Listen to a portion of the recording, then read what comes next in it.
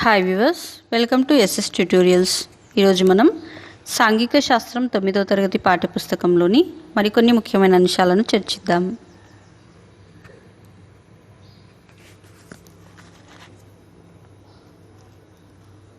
ఆదివాసీలలో చాలామంది పోడు వ్యవసాయం చేసేవాళ్ళు. 1879లో భారతదేశంలో దాదాపుగా 8,000 కిలోమీటర్ల రైలు మార్గాలు ఏర్పడ్డాయి. 1910 నాటికి 50,000 కిలోమీటర్లకు పైగా రైలు మార్గాలు పూర్తి అయ్యాయి. రైలు పట్టాలు కదలకుండా ఉండేలా వాటికి అడ్డంగా వేసే కలప పట్టీలను స్లీపర్లు అంటారు.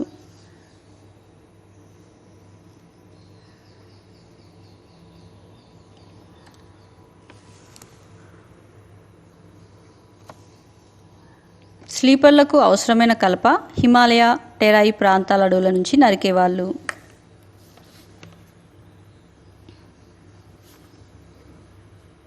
సింగ్బమ్ అడవులు ఛోటా నాగపూర్లో ఉన్నాయి. 1897 మేలో సింగ్బమ్ అడవులలో సాల్ దుంగలను స్లీపర్లుగా కోయటం కోసం ఆదివాసులను అటవీ శాఖ నియమించుకుంది.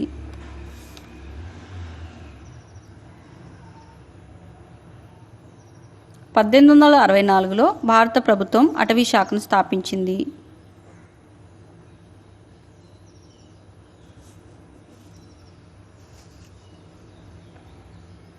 మధ్యప్రదేశ్, ఛత్తీస్గఢ్లలో బైగా, మురియా, గోండ్, భిల్ వంటి ఆదివాసీలుంటారు.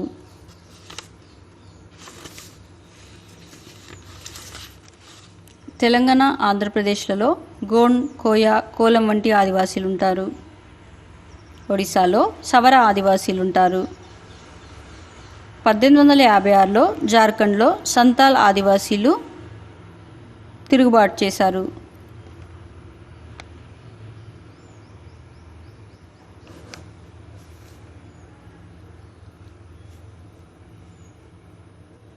(1880, 1922లలో ఆంధ్రప్రదేశ్, తెలంగాణలలో ఆదివాసీలు తిరుగుబాట్లు చేశారు.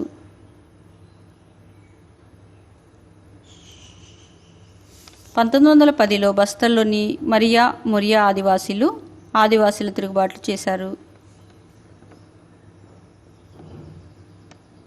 1940లలో గోండ్, కోలాం ఆదివాసీలు తిరుగుబాట్లు చేశారు.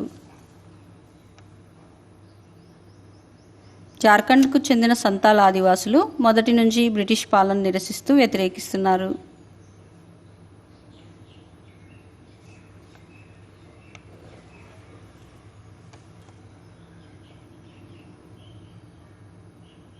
1855-56లో సంతాలులు పెద్ద ఎత్తున తిరుగుబాటు చేశారు.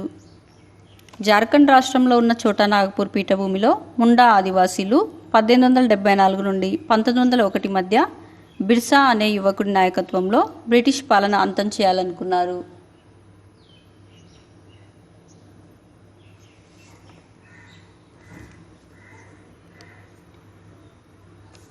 బిర్సాని అక్కడి ప్రజలు దేవుడిగా భావించేవాళ్ళు. అతడు చెప్పిన ప్రతి మాట ఆచరించేవాళ్ళు. 1900 సంవత్సరంలో బిర్సా ముండా జైల్లో చనిపోయాడు. –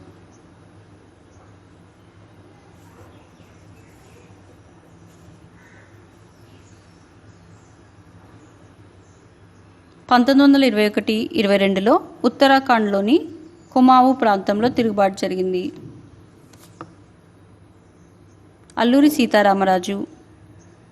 సీతారామరాజు విశాఖపట్నం జిల్లా పండ్రంగి గ్రామంలో 1897 జూలై 4న జన్మించాడు. రామరాజు తల్లిది విశాఖపట్నం, తండ్రిది భీమవరం దగ్గర మోకళ్ళు. రామరాజు తండ్రి రాజమండ్రిలోని సెంట్రల్ జైల్లో అధికారిక ఫోటోగ్రాఫర్గా పనిచేసేవాడు.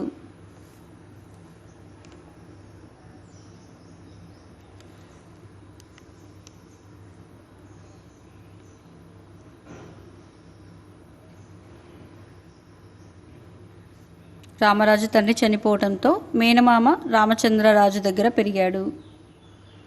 తూర్పుగోదావరి, విశాఖపట్నం జిల్లాల సరిహద్దు ప్రాంతాలలో రామరాజు గిరిజన తిరుగుబాటుకు నాయకత్వం వహించాడు. బెంగాలీ విప్లవకారుల దేశభక్తితో స్ఫూర్తి పొంది చింతపల్లి, రంపచోడవరం, దమ్మనపల్లి, కృష్ణదేవిపేట, రాజబొమ్మంగి, అడ్డతీగల, నర్సీపట్నం, అన్నవరం వంటి ప్రాంతాల్లో పోలీస్ స్టేషన్లపై రామరాజు దాడులు చేశాడు.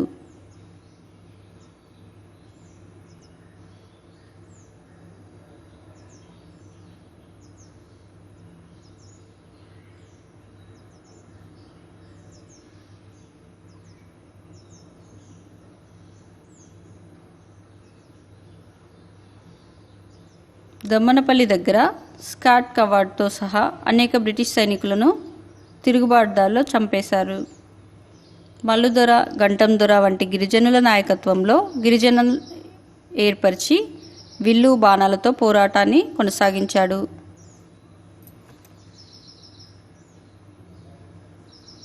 1922 డిసెంబర్లో సాండర్స్ నాయకత్వంలో అస్సాం రైఫిల్స్ కంపెనీని బ్రిటిష్ ప్రభుత్వం పంపించింది. వీళ్ళు పెగడపల్లె వద్ద మకాం వేశారు.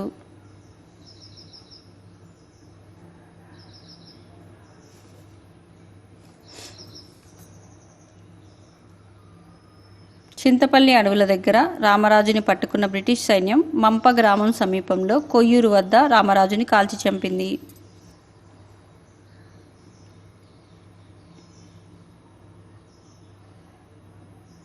కొమరంభీం.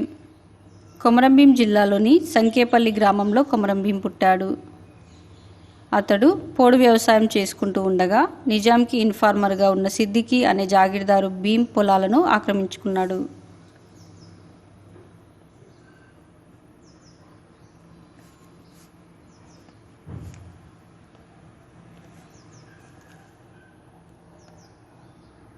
కోపంతో కొమరంభీం సిద్దికిని చంపివేశాడు. పోలీసు చెర నుండి భీం అసోంకు పారిపోయాడు. అసోంలో భీం కాఫీ, తేయాకు తోటలలో కార్మికుడిగా 5 సంవత్సరాల పాటు పనిచేశాడు. కొమరంభీం మిత్రుడు కొమరం సూరు. కొమరం సూరు నుండి రహస్యంగా తమ ప్రాంతంలో జరుగుతున్న పరిమాణాలను ఎప్పటికప్పుడు తెలుసుకునేవాడు.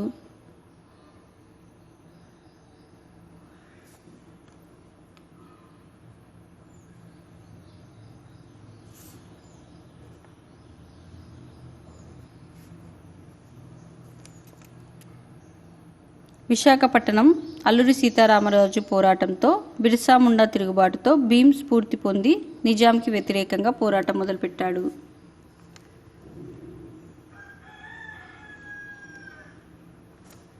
కొమరంభీం ఉన్న కాలంలో అడవిలో పశువులను మేపినందుకు, వంటకి కట్టెపుల్లలు సేకరించినందుకు నిజాం ప్రభుత్వం జమ్రామ్ దూప్పెట్టే అన్న పేర్లతో పన్నులు వసూలు చేసింది.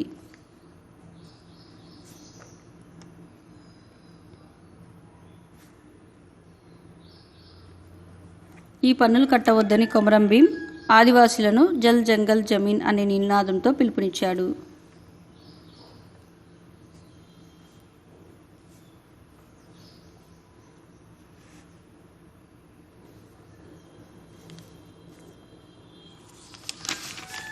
జల్ జంగల్ జమీన్ అనగా నీరు, అడవి, భూమి. కొమరంభీం కాలంలో భూమి కోసం ఆదిలాబాద్ జిల్లాలో 12 గ్రామాలు పోరాటానికి సిద్ధమయ్యాయి. కొమరంభీం గోండు, కోయ యువకులతో గొరిల్లా సైన్యాన్ని ఏర్పాటు చేశాడు. జోడేఘాట్ని కేంద్రంగా చేసుకొని కొమరంభీం తన గొరిల్లా పోరాటం చేశాడు.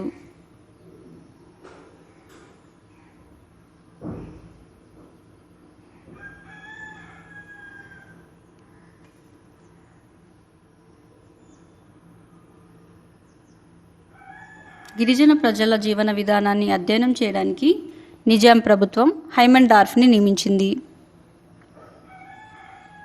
1850లలో మొదటి బొంబాయిలోను, తర్వాత అహ్మదాబాద్లోను భారతీయ నూలు మిల్లులు స్థాపించబడ్డాయి. 1917 తర్వాత బ్రిటిష్ ప్రభుత్వం అనేక విదేశీ వస్తువులపై పన్నులు విధించారు. జంషెడ్జీ టాటా అనే పారిశ్రామికవేత్త జంషెడ్పూర్ వద్ద భారతీయులు స్థాపించిన ఉక్కు కర్మాగారం మొదటిది.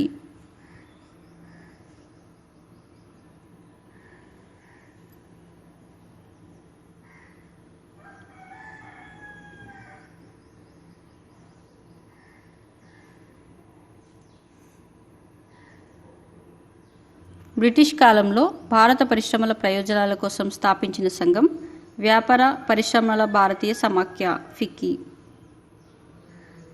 1905 నాటికి వస్త్ర పరిశ్రమలలో 2.25 లక్షల మంది, జనపనార పరిశ్రమలో 1.5 లక్షల మంది, బొగ్గు గనుల్లో 1 లక్ష మంది కార్మికులు పనిచేసేవాళ్ళు.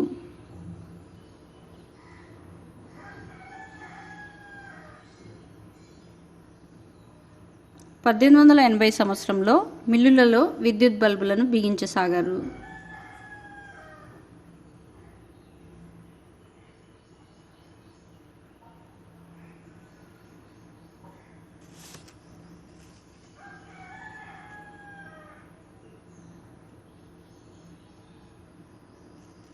పంతొమ్మిది వందలు 1901 మధ్య ముంబైలో 20 కర్మాగారాల కార్మికుల వేతనాన్ని 12.5% తగ్గించాయి. దీనికి స్పందనగా 20,000 కార్మికులు పని మానేసి సమ్మెకు దిగారు. 20 కర్మాగారాలు 10 రోజుల పాటు మూసివేయబడ్డాయి. 1908లో ప్రఖ్యాత స్వాతంత్ర సమరయోధుడైన లోకమాన్య తిలక్ను బ్రిటిష్ ప్రభుత్వం 6 సంవత్సరాల దేశ బహిష్కరణ శిక్ష విధించింది. దీనికి వ్యతిరేకంగా ముంబై కార్మికులు 6 రోజులు సమ్మెకు దిగారు.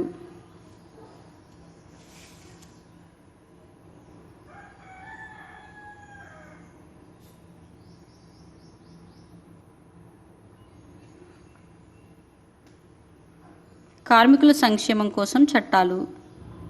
భారత ప్రభుత్వం మొదటి కర్మాగారాల చట్టాన్ని 1881లో చేసింది. ఈ చట్టం ప్రకారం 7 సంవత్సరాల లోపు పిల్లలను కర్మాగారాలలో నిర్మించకూడదు. 7 నుంచి 12 సంవత్సరాల పిల్లలతో రోజుకి 9 గంటల కంటే ఎక్కువ పని చేయించకూడదు. రోజులో 1 గంట విరామం ఇవ్వాలి. వాళ్ళకి నెలలో 4 రోజుల సెలవులు ఇవ్వాలి.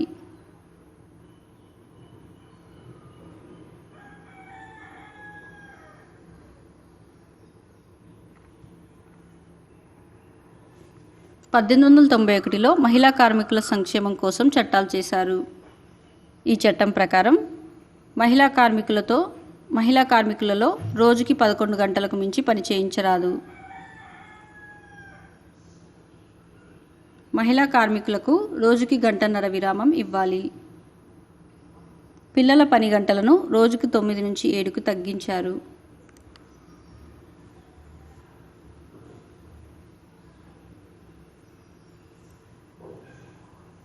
తొమ్మిది సంవత్సరాల లోపు పిల్లలను కర్మాగార యజమానులు పనిలో పెట్టుకోకుండా నిషేధించారు. 1911 కర్మాగారాల చట్టం ప్రకారం వయోజన పురుష కార్మికులతో రోజుకి 12 గంటల కంటే ఎక్కువ పని చేయించకూడదు.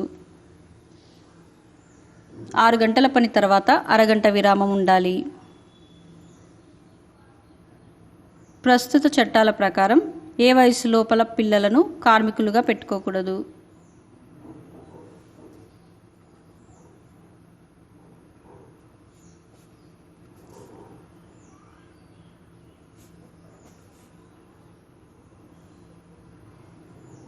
కార్మిక సంఘాలు 1920 నుంచి ఏర్పడసాగాయి. గిర్నీ కాంగర్ యూనియన్ కింద ముంబై కార్మికులు 1928లో సమ్మె చేసి మంచి ఫలితాలు సాధించారు.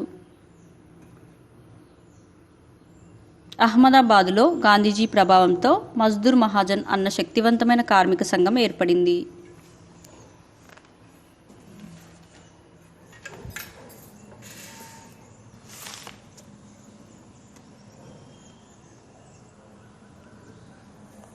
Thank you for watching my videos. If you like my videos, please subscribe my YouTube channel and share them.